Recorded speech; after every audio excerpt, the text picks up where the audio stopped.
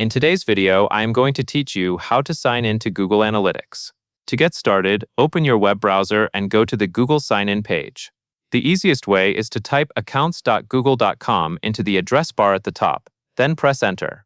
This is the official Google Accounts sign-in screen, and it is the same place you use to access Google Analytics and other Google services.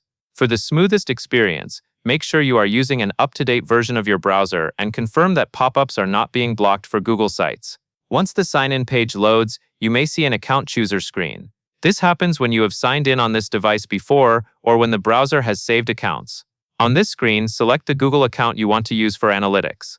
If you see multiple accounts listed, choose the one that has access to the analytics property you need. If you are on a shared computer, take a moment to confirm you are selecting the correct account so you do not accidentally sign in to the wrong profile. After you select the account, Google will prompt you for the password. Click into the password field and type your password carefully. As you type, pay attention to capitalization and make sure your keyboard is using the expected language and layout.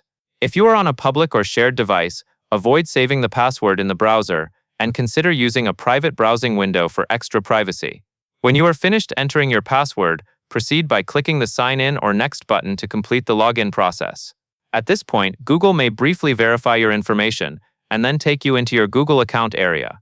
From there, you are signed in and ready to access Google Analytics using the same account. If you ever land on a general Google account page after signing in, that is normal.